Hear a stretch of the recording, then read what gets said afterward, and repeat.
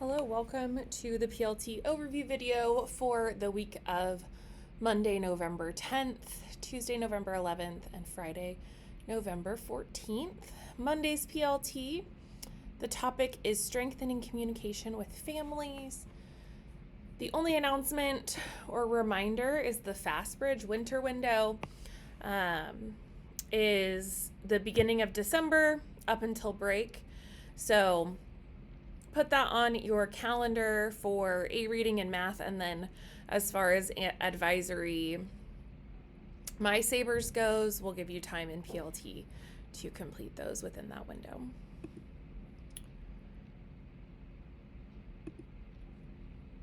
Make sure that you are submitting positive behavior referrals, especially if you have seniors. Seniors have the lowest number, so if you have a senior you would like to recognize, please submit a referral.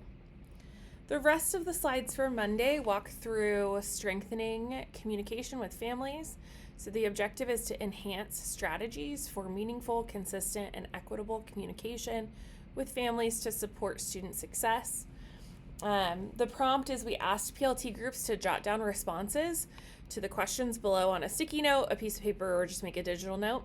So the two questions are, what's one thing that works well when I communicate with families, and what is one challenge or barrier I face in communicating with families?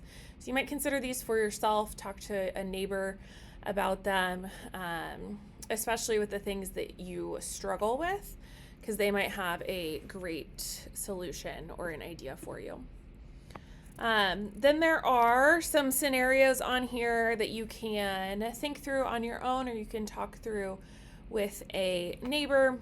So for example, a student is failing multiple classes, but parents haven't responded to emails. What's the best way to communicate in this situation? How can tone, timing, and language shape your outcome? How can we ensure all families feel included and respected? And then you can think through the other examples too. So a family expresses frustration about grading or feedback, or a parent speaks very limited English, or you need to share positive feedback, but you don't have much time. How would you navigate those situations? So PLT groups, we're creating a list of communication methods and things that work for them. If you have something that works for you, please share it in the PLT feedback form. And then you might identify one specific action that you can do to improve your communication with families.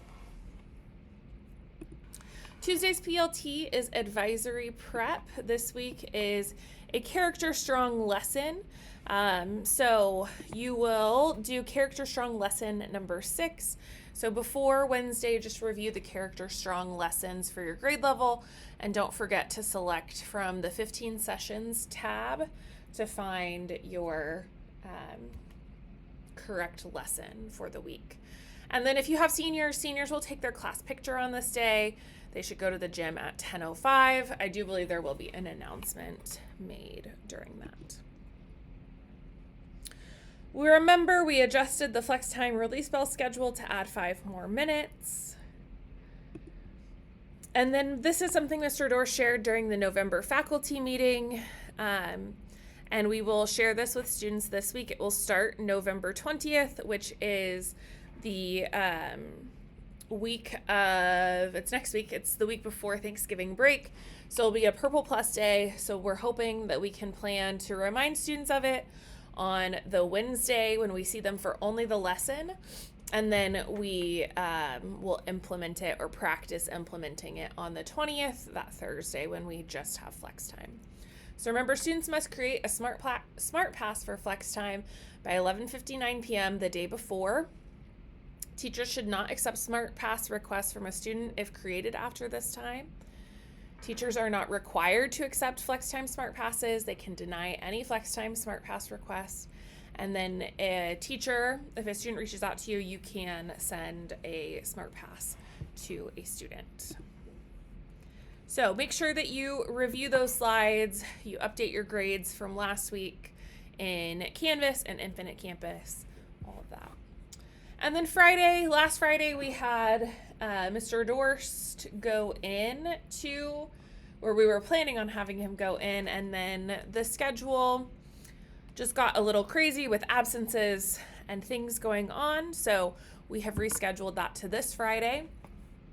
So there will be some slides with Mr. Dorst that he will share, and then there is an optional gratitude activity that he will share. But there, if you're on overload, there are cards that you can pick up. I have them in my office in C230, or you can send an email. Just let somebody know that you're thankful for them. Teacher, student, administrator, support staff, para, custodian, anybody. Practicing gratitude is good for you. So if you would like to write somebody a note and you want a physical piece of paper that has a cute little design on it, you can stop by my office, C230, and I will get you those. I hope you have a great week. If you have any questions, please let me know.